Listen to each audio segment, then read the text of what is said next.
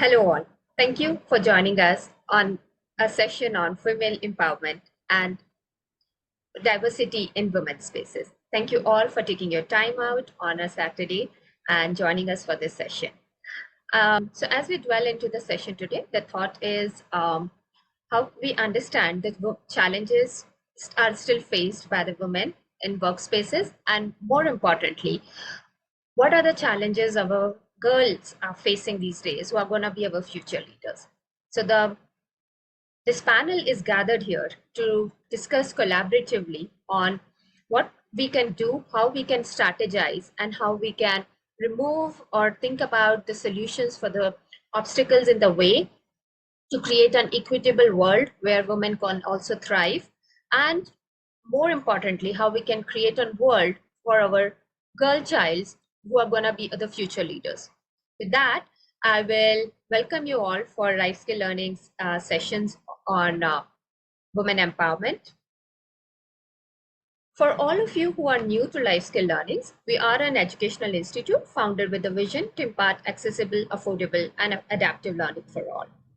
With this, we are a one-stop destination for co-curricular and holistic development of kids across K to 12. So we cater to the geography of our students, we cater to the age group they are, and we come up with a lot of offerings on programs for them, which help them in excelling in each phases of their life and moreover preparing for their life. Right. So from across STEM, passion, and languages, we have curated programs which goes for the learning for the life for each of our child. When along with these instructor-led classes, life skill learning also offers a global community for kids learning. And the mission of this community is to enable real life inspirations for our child. Like today, we have esteemed speakers with us who have achieved in their respective areas really commendable positions. And these are our real life inspirations to inspire our future generations to look up to achieve greater heights. And how we are doing it, our vision is to create a holistic development community where all our children can thrive and learn from peer learning, right? So with this simple mission and vision, we go forward, and I welcome my esteemed guest and speakers for today's session. Andrea Taylor, she is a certified life purpose, career, and spiritual life coach. She herself is a founder and CEO of Exchange Mentorship Academy. She empowers girls and women through annual Girl Talk conference, which has, I think, recently happened and is well received by a lot of women and girls from California and whole of the US. And she is an Amazon bestseller author for the book Girl Talk, Leading as You Are Bleeding. Amazing topic. The topic itself is giving me goosebumps, and something related to how every woman who is into work is feeling. So a lot of insights to gather from you, Andrea. Our second esteemed guest with us is Joanna. I must call her Dr. Joanna because she has PhD in criminology. She is also the director of diversity, equity, and inclusion in One Workplace. She's also a TEDx speaker and award-winning scholar practitioner. Welcome to this session, Joanna. We have Mehak Kapoor. She's a high schooler from Basis Independence Silicon Valley School. She, at this high school age itself, she is co-founder of Social Entrepreneurship Club, and also she is CEO of Closing the Divide, which is working with lower income group people out in US and helping them with technology. So a commendable job being done these days by the high schoolers also for the society. And it's really nice to see how our girls are getting prepared to be the future leader. Welcome to the panel discussion, Mehak. And our host for today is our very talented Maya Sriram. She is a 12th grader from Bay Area, and she is associated with life skill learnings for past 3 years by now. She's a perfect SAT as well as AP scorer. She works with many nonprofit organizations, especially focusing on education, healthcare, and environment. Business and science are her main passion, and with the amount of capability she has, definitely she has won multiple state and national level awards. So with this, I will leave the hosting of this session to the capable hands of Maya Sriram, who is an integral part of life skill learnings and also leading Learners Cafe. Over to you, Maya. Yeah. Thank you so much, Sadhika. And I'm really excited to have this event because I know this is an incredibly important topic, something that I like a lot. And I knew, like, as soon as I heard the topic, I knew the best people to speak, and they're all over here right now. So yeah, I'm excited to start. So, well, I will just get started. And I guess we want like a little, we know all of your achievements, but we want to hear a little bit more about you as a person from all of you guys. So, why don't you share your story with us? We can start with Mehak. You want to kick it off? Yeah, of course. So, talking about my story, so I'm a high school student in 11th grade, and the things that I'm passionate about is business and social entrepreneurship. So, one of the things I want to do is kind of find myself and put myself in a leadership position with the things I am passionate about. So, one of the things I'm passionate about is social entrepreneurship, and that has to do with using business to also help create social change and help people around the world. So, I started this club called Social Entrepreneurship. And in this club, we work with many different students of middle school and high school, and we work on contacting other small businesses and creating business plans to help those businesses thrive. So, kind of connecting my interest in business and wanting to help others, I gather a group of students to do this. Another thing that I do is I work in the organization Closing the Divide, and I'm now a CEO. So, since I've always been passionate about helping other people, I really wanted to get involved with this organization from an early age. So, in around eighth grade, I got myself involved in this organization, and I started off as a volunteer, and I worked on just helping with donation drives, helping with recruiting more members, and kind of helping with spreading the word about our organization. And with enough hard work and proactiveness and kind of pushing myself out there, I was able to get a position of being the VP of California and then closing and CEO of the whole organization. And stuff I've kind of learned from this experience is that if you really are passionate about something, you have to really push yourself. So that's my story. I love that. And I think the passion about helping others part is something that like we can all relate to. And I think that's gonna just be the common theme throughout this entire conversation and everything we discuss. So yeah, Joanna, you can take it from there. Go ahead and share your story. Yeah, thanks so much. Hello, everyone. I'm Joanna Thompson, as you all saw, or Dr. Thompson if you want to be super formal, but just Joanna's fine as well. My passion really lies within education. So something that was not necessarily shared, but is definitely a through line through everything that I do is scholarship. Being able to teach, being able to create knowledge and share that knowledge. I worked in higher education for about 12 years, different colleges and universities throughout here in California, the Midwest, back east, which is where I'm from on the East Coast, and being able to just research and kind of create new knowledge and add to the conversation, I feel like is such a big opportunity for women, and especially women of color to be able to put their voice out there and their experiences out there. And I know we'll talk a little bit about later about how education is so important. So definitely a big passion of mine. One of the other things that really drives me to do the work that I do is honestly just a personal mission. As a woman of color, I'm Black, I'm Latina. It's just a part of my everyday life to be able to talk about my identity, how those intersections are sometimes good and sometimes very challenging, and being able to share kind of the highs and lows with others who are either of the same age as me, who are younger, who are older, and honestly just learn from those experiences. Diversity, equity, and inclusion work is all about sharing those lived experiences. And so I'm all about storytelling, talking to people. And so I'm really appreciative to be here today to be able to do just that. I love that. Yeah, thank you so much for sharing. Okay, Andrea, why don't you talk a little bit about yourself too? Well, hello, everyone. Happy Saturday. My name is Andrea Taylor, and I'm a certified life coach. I'm also the founder and the CEO of the Exchange Mentorship Academy. And through our Mentorship Academy, we have annual Girl Talk conferences where we empower young girls and women, and to speak about the hard topics that people don't always want to talk about.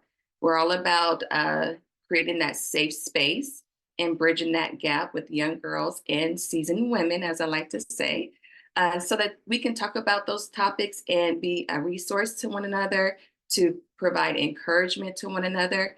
And, we just love what we do. We love to just partner with other women in the community so that they can provide other resources that our inner cities don't know about, and our young people don't know about. So I'm happy to be here today.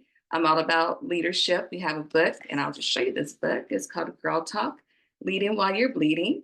And I'm going to end with with this quote here. It says, "If your actions inspired others to dream more, learn more, do more, and become more, you are a leader." So I just want to say thank you for having me here, Maya. I'm excited about what we're going to get into and talk about today.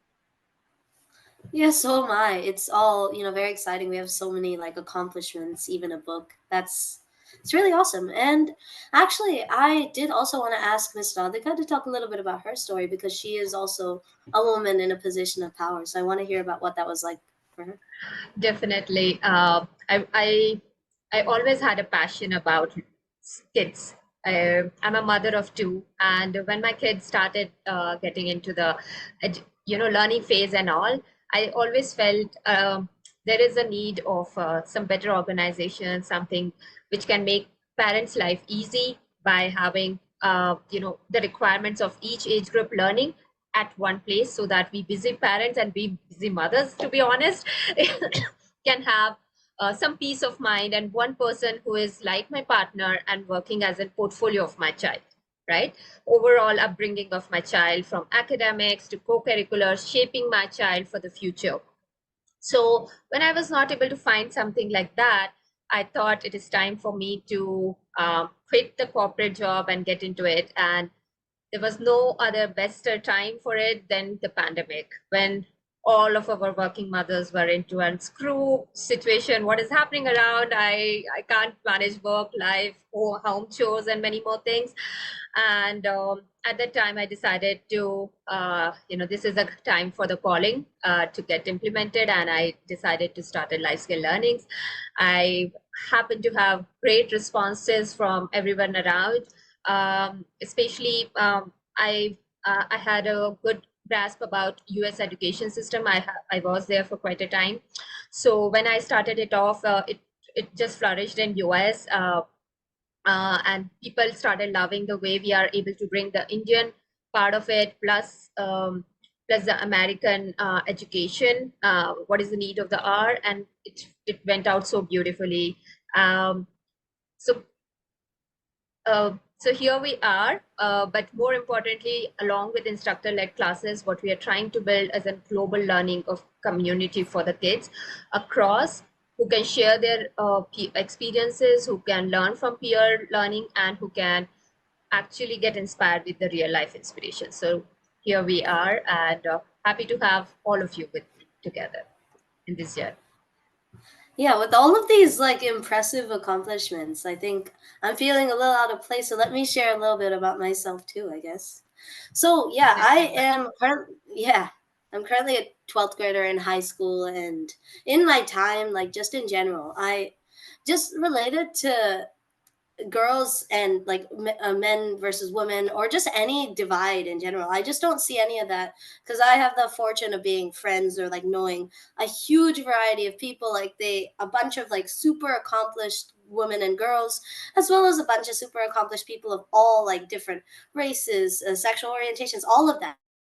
So I just don't see that, any differences like that matter at all. And because of that, I'm kind of always thought about, what's a way to bring everyone closer together, make sure that everyone has the opportunities to succeed.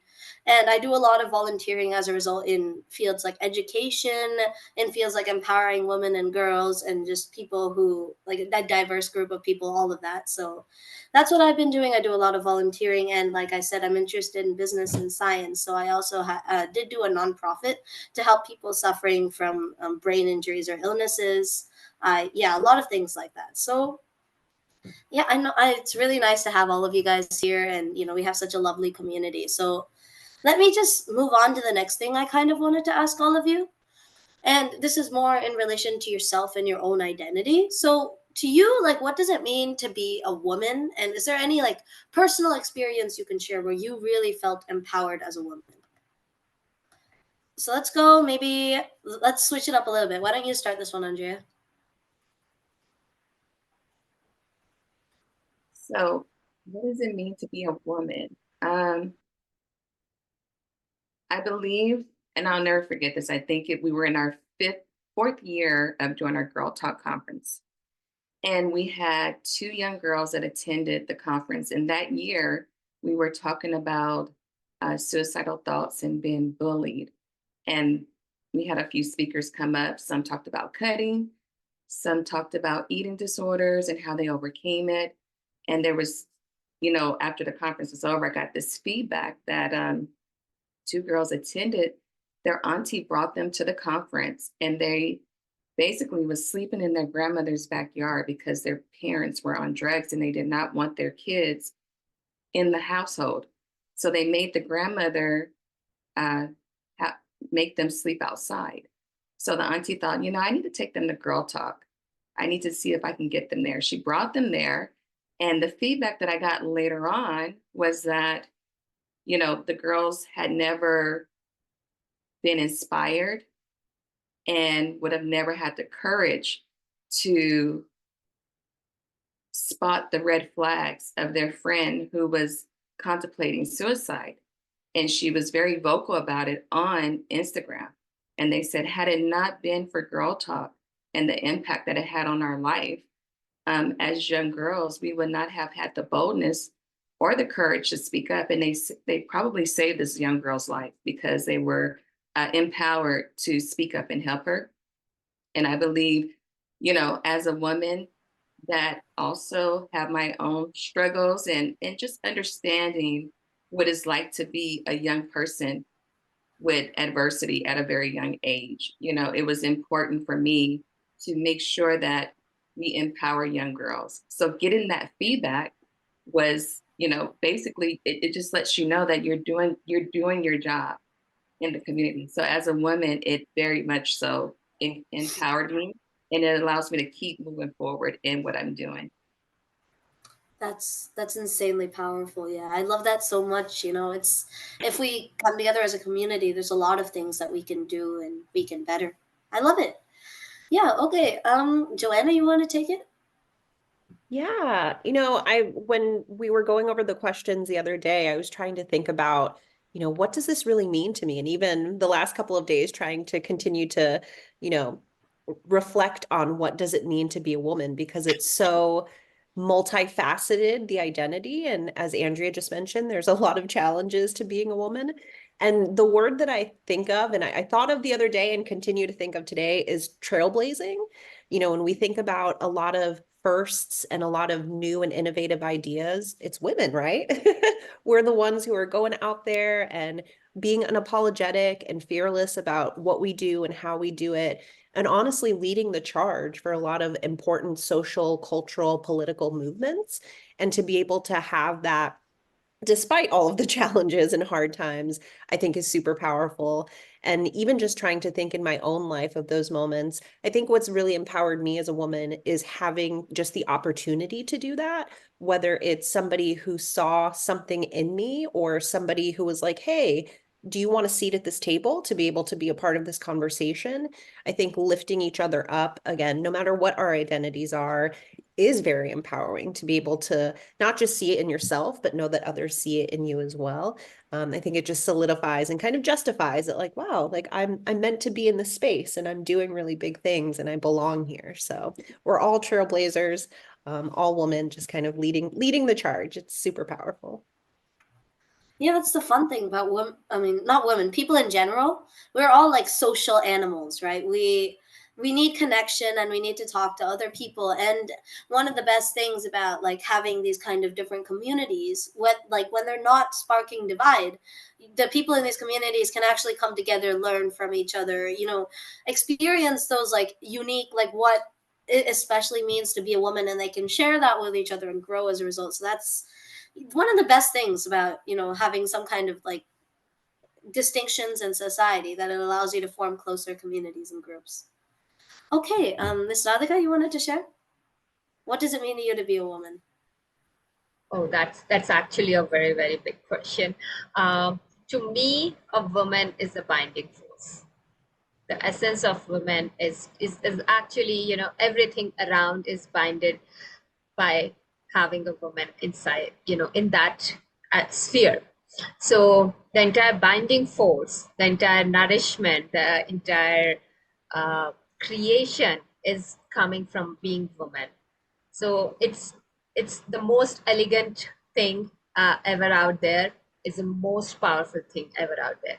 So she's the one who is soft and cuddly and very calm and empathetic, and the one who is very angry and fearsome also.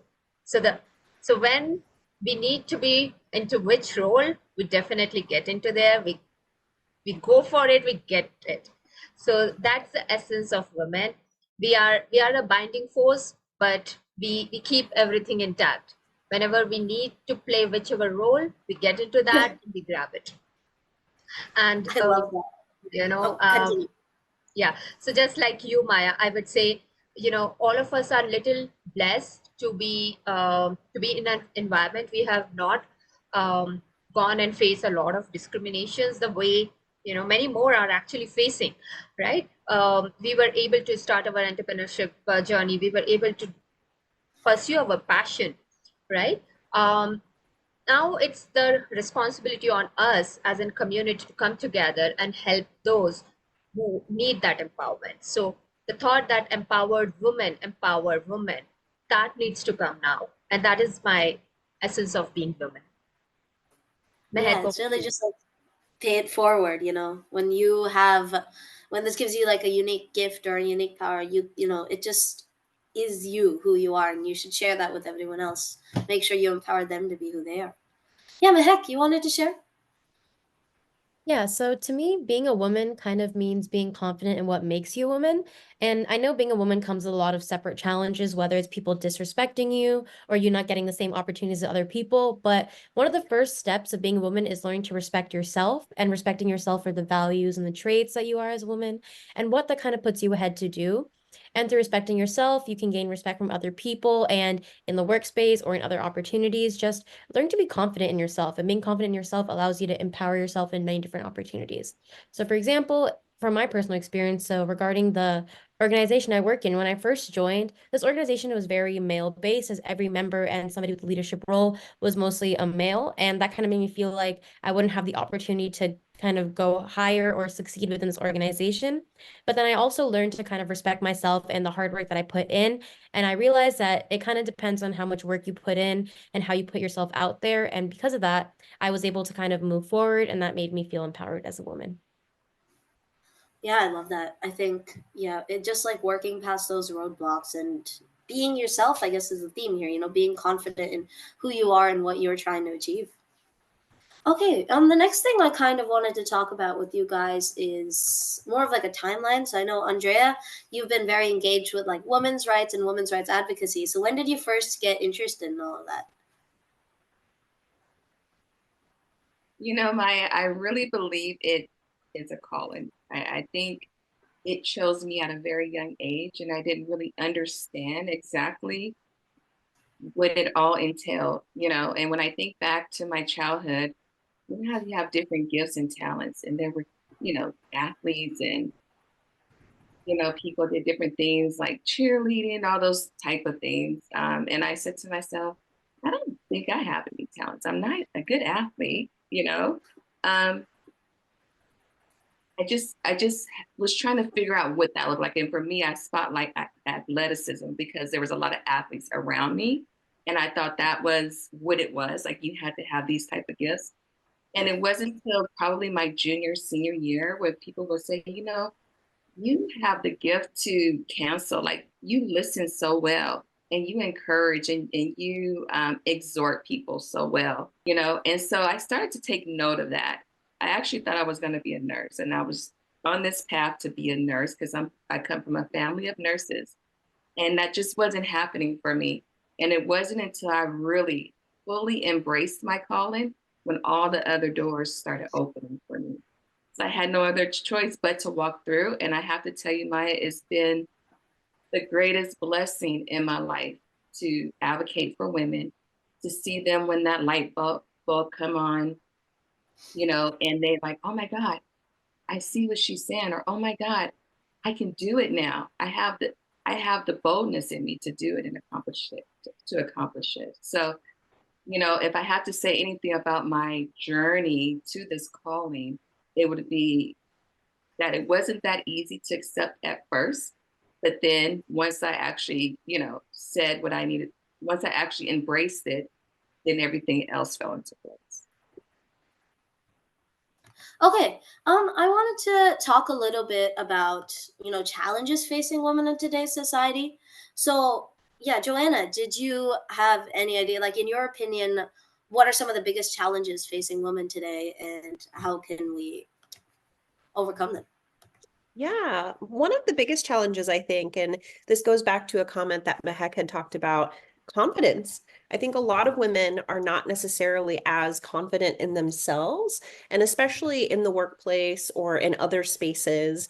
When you're trying to ask for a promotion or a raise, if you are trying to, get to a certain space in your career or even just your academics, and you're not necessarily sure about yourself. When I was working with college students, a lot of times we would talk about imposter syndrome and how you are, questioning yourself in terms of, do I really fit in this space? Do I belong in this space? And I think that happens. I mean, it happens with all identities, but I think with women, we see it probably a little bit more overrepresented, knowing that many spaces are very male dominated. And you might be the only woman in a space or one of very few. And so you kind of automatically think, maybe this is not for me, or maybe I don't belong here. But I would say to be able to overcome that, whether it is imposter syndrome or that lack of confidence, is to honestly go with your gut and believe in yourself. Even just kind of the representation that we have here on this panel, look at the accomplishments that we've done, right? And for many of us, I mean, in a short period of time, I like to think we're all fairly young. We've got a lot of life left. And we've done so much in such a short period of time.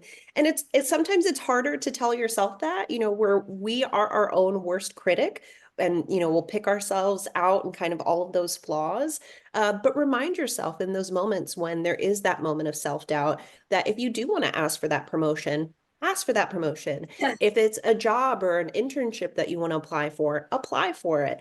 I always go with the mindset that the worst thing that can happen is you get a no, or it doesn't happen, but then it just opens a door and an opportunity for something else that may have been, bigger and better and what you need.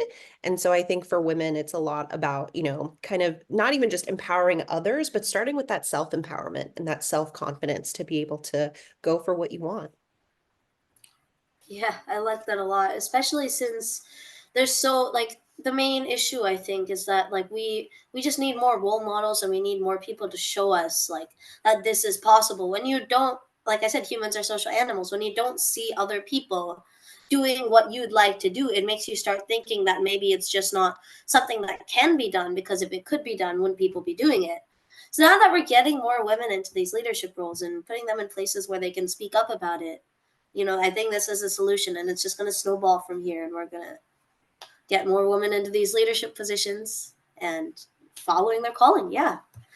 Okay. Andrea, did you want to add on to that? What do you think some of the biggest challenges are, and how can we overcome them?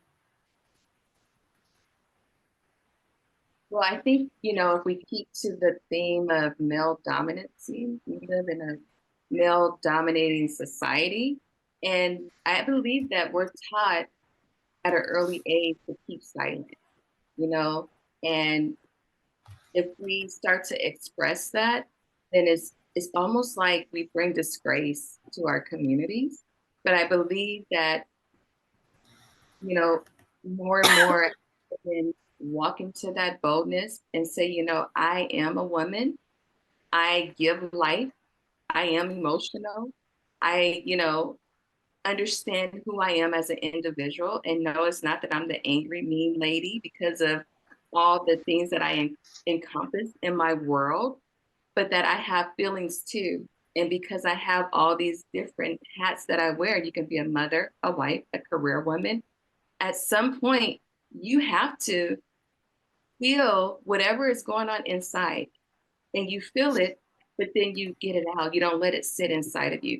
And if we live in a world where men kind of look at us like, oh, she's on an emotional roller coaster, she should just kind of keep quiet, she's stirring the pot. The more and more men don't allow us to be that way, then we tend to isolate ourselves. And I believe that's when a lot of anxiety and depression come forth. But when we come together as women united and empower one another and say, you know what, this round table that we're having, this discussion that we're having is here for a reason. It's here for a purpose to say, I see you as a woman. I respect that we have all these different roles that we play. And if you need to, if you need to talk about something that's going on, we're here to support you.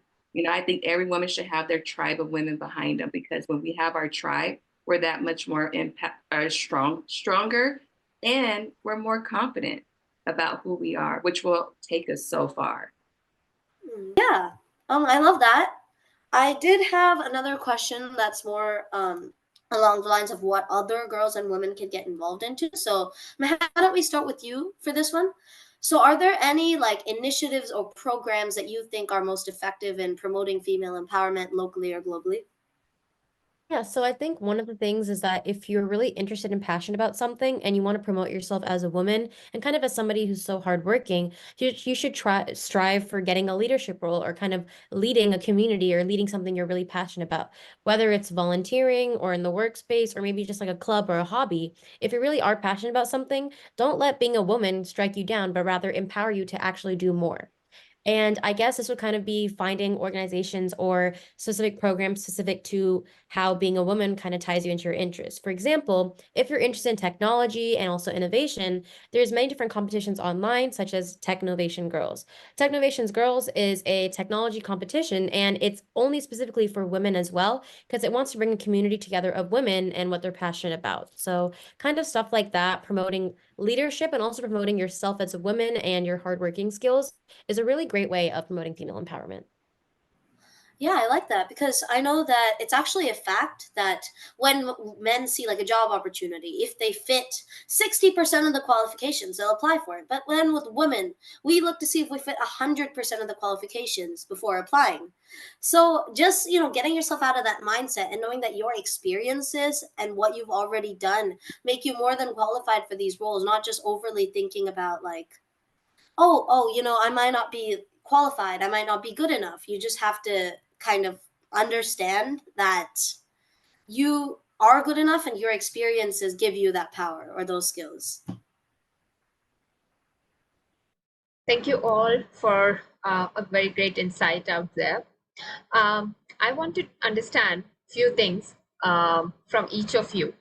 Okay, one important thing that I want to understand from Joanna is what is that one instance where you got the spark in you and you thought that this is the time where the woman in me is calling, and you did something which is you yourself appreciate for yourself, being a woman. Was there any incidents that you want to share? Yeah, I would think maybe back to my graduate school career.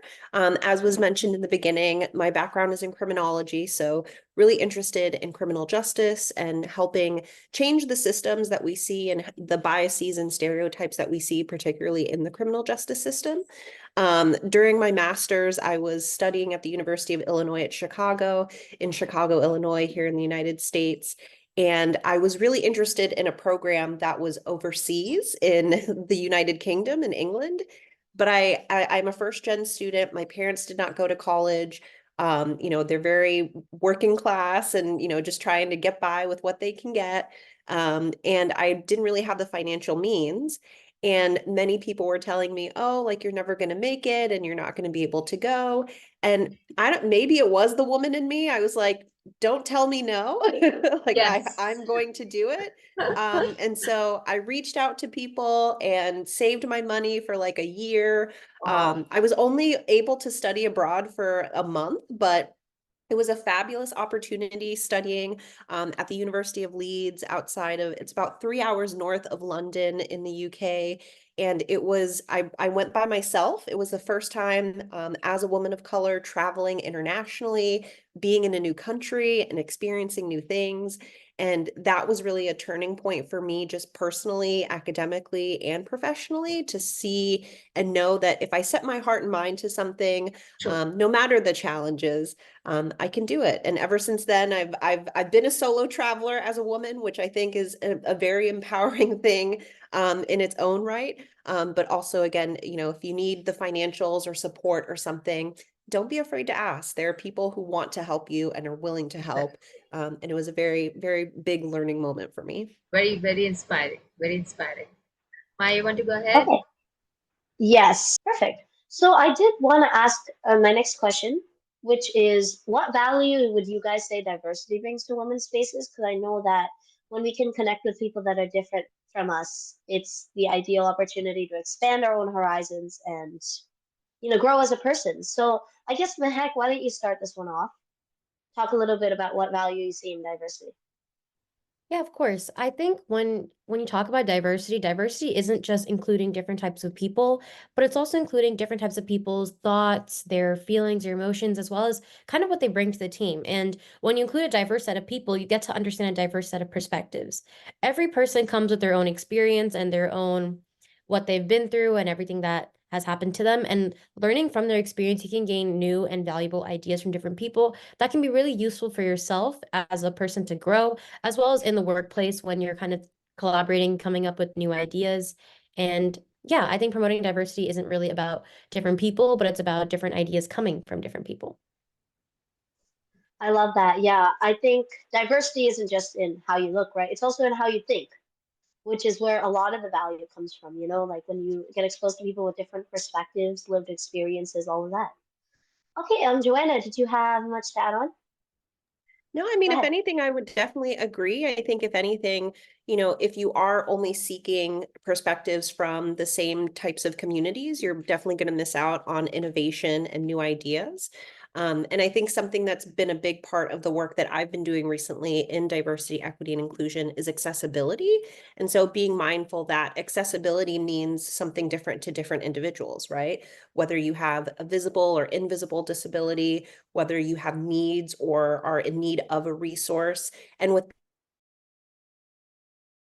having that back or the education from people who need it, you're not going to know how to be able to implement that in a space. And so I think it's really important to be able to ask questions, seek that feedback out.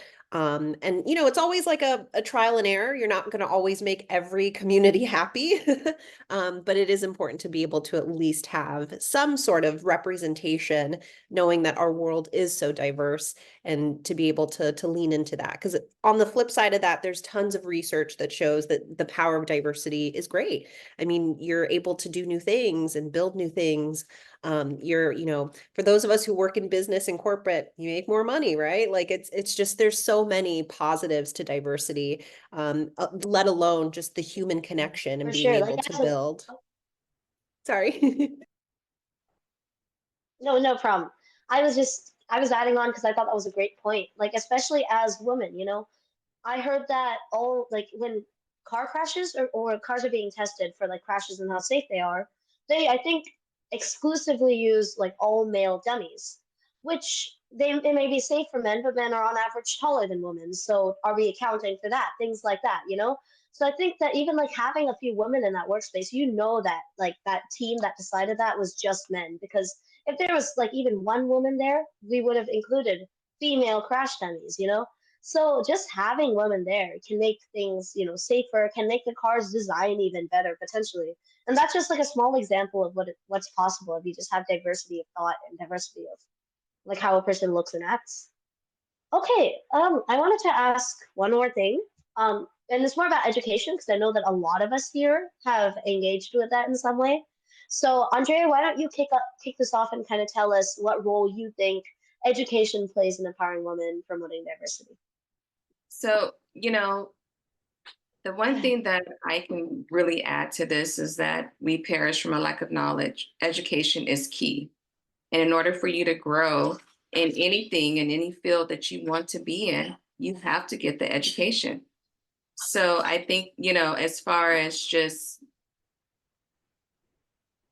understanding that education brings knowledge and knowledge opens doors for you, then there's no other way but to continue to walk in that and thrive in that. If you don't continue to grow, then you won't continue to impact everyone in your space, in your environment, whether it's corporate, whether it's organizations or running your own business. You have to know your stuff. And if people sense that, they won't take you serious.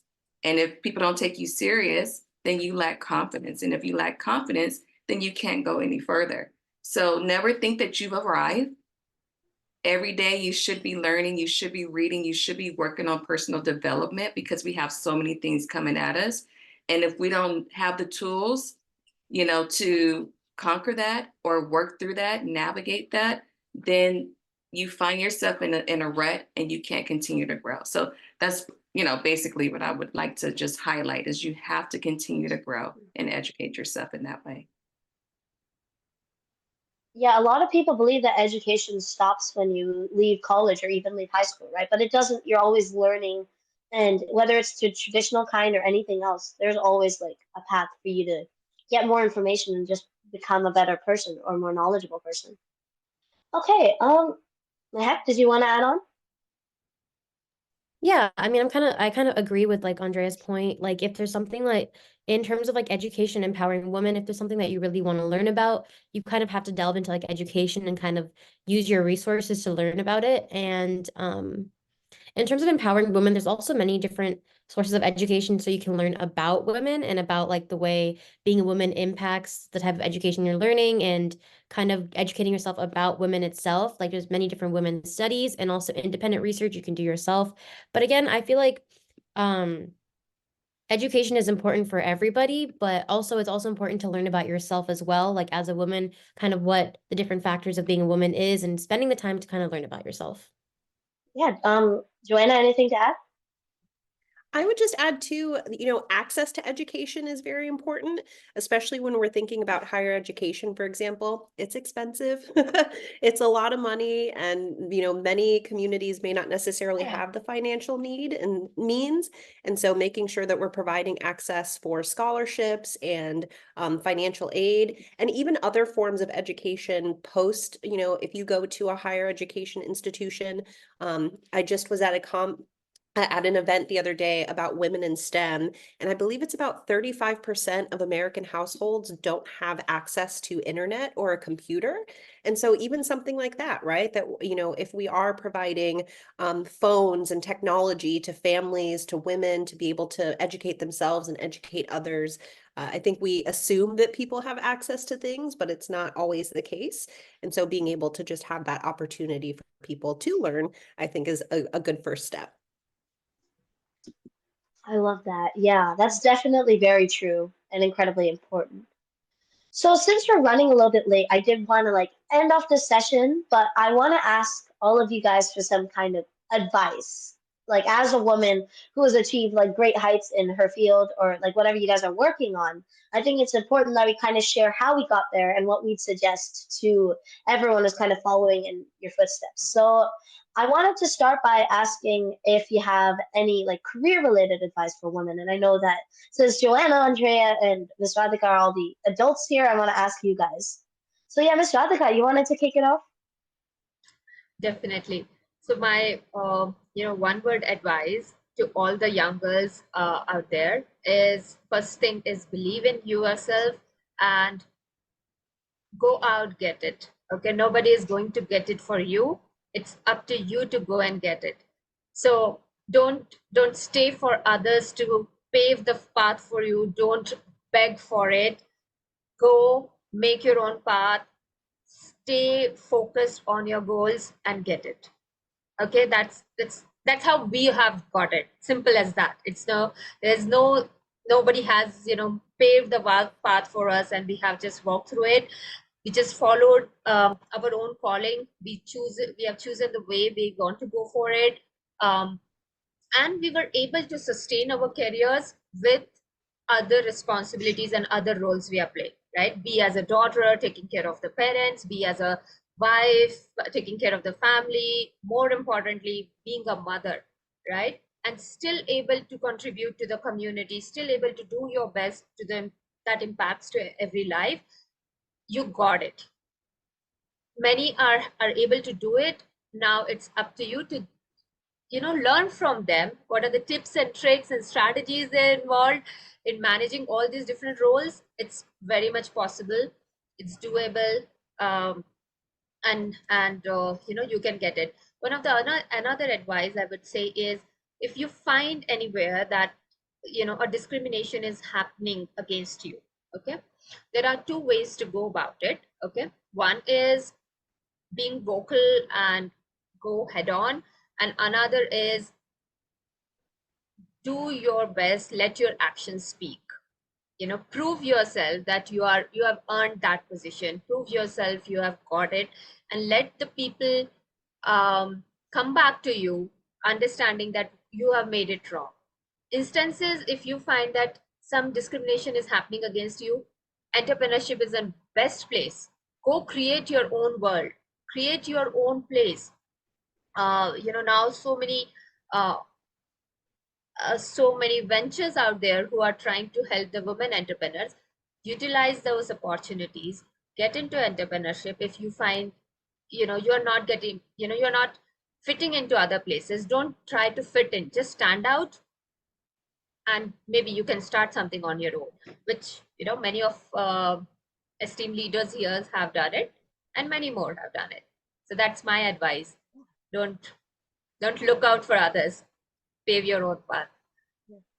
Yeah, there's nothing to wait for. There's no like lottery ticket you're gonna win or anything like that. You just gotta like go for it. The best time is now. Like if you're trying to achieve a goal, like even something small for yourself, that's it. Just go for it. Okay, Andrea, you wanted to add on some advice of your own? Yeah, I would just say take the limits off. Don't limit yourself. And use your words to speak life. Our words have the power to kill or it could like stagnate us, or our words could speak life, and we can do whatever it is we want to do if we believe. I would also say you got to have confidence, and your confidence got to be beyond your doubters. You have to have enough confidence for yourself and not worry about what others have to say or think about you. And another thing is constantly affirm yourself. And so I want to end with this, because in our book, I dedicated this to every young girl or woman that may read it. And I just want to end with it because it's part of affirming any type of personality that a woman may have. Just end it by saying, for the beautiful young soul who may not have been told that they are beautiful and worthy, you are beautiful and worthy. To the girl who feels alone, we are with you. To the awkwardly silent girl, we hear your silent cry. To the friendly social butterfly, it's okay to acknowledge your pain. And to the one who is too afraid to be herself, this is a safe space. Let your light shine. Let these words heal you from the inside out. Know that you are not alone, that you matter, that your voice deserves to be heard, that you are capable. You can be and do whatever your heart desires. You are loved. And I think and you heard me say it throughout our discussion today, that as women, as we heal and love ourselves, then we can embrace and love one another. So I would just say, continue to thrive, continue to dream, never stop dreaming. Even if you think time has passed you, you can always go back. As long as you have breath in your soul and you wake up every day, you can continue to run this race we call life. I don't know how any of us are gonna follow that up then. So Got it. did you guys have anything to add in the field of advice? I guess something I would just say is, I'm kind of tying on to what everyone's been saying. I guess everybody, since they've had an actual career, they have well experienced advice. I would just kind of say, like, if you really are passionate about something, like, don't wait, just jump for the opportunity and be proactive. Proactive means like do things without being told. So instead of like waiting for some guidance or waiting to be told like how you should approach this, kind of do your own thing, like research how you can approach doing something and be independent and kind of work towards doing something that you really are interested in doing. Does anyone have any like final remarks or anything that they wanted to say, add on? Joanna, you I- want to go? Or If Andrea? anything, I just wanted to say thank you. This was amazing. I know that, a lot of events happen like this during March because it's Women's History Month or, Women's Day. But knowing that we're women 24/7, 365, and to be able to be in this space and share this moment with you all and whoever joined on LinkedIn Live, I'm just hoping that, we're all able to take this and empower ourselves, empower others, and continue to do amazing things. I mean, just learning from each of you, hearing your experiences. I know I feel empowered right now. So I just appreciate you all for sharing your experiences and being in this moment together. Andrea? Did you have something also, Andrea? I would just say thank you guys for this. I think it's a great way to celebrate Women's History Month, and I'm honored to be a part of this. So thank you, Maya, for reaching out. And I think every one of you guys are beautiful, and I know it's not by coincidence that we all met. So I hope this, develops something, and we see what the visionary has planned, that we see it continue to evolve and grow. That's really nice. Yeah, I love that. Yeah, thank you guys so much for stopping by and sharing like all your infinite wisdom as people with experience, It's great to hear all of this and it gives everyone else a roadmap of like what they can do and where they can go. And really we can go anywhere. Definitely. Yeah, I want to Radhika, thank Maya for a commendable job in bringing us all together and hosting this session so well. So all kudos to you, Maya. We all love you and keep bringing that change to everyone around. You're doing a great job. Thank you. Yeah. Thank you so much. Mehak, equally for you. Best wishes for your career. Like you, we wish all Andrea, Joanna, and me want to see you girls to be the future leaders of the world. And I know you guys are on the right path already, and you will empower many more to reach there. Thank you so much, Andrea and Joanna, for accepting the invite from LifeScale Learnings to join in here. And thank you all who have joined us on LinkedIn Live on this Saturday. Thank you all for your time. And the last word is, let's empower each other. That's where the key lies in. Let's celebrate what we have came. It is really a long way we have came here. And now just celebrate where we have came and how we can make the world more equitable for our girls so that they can thrive and be a better future leaders. So thank you all.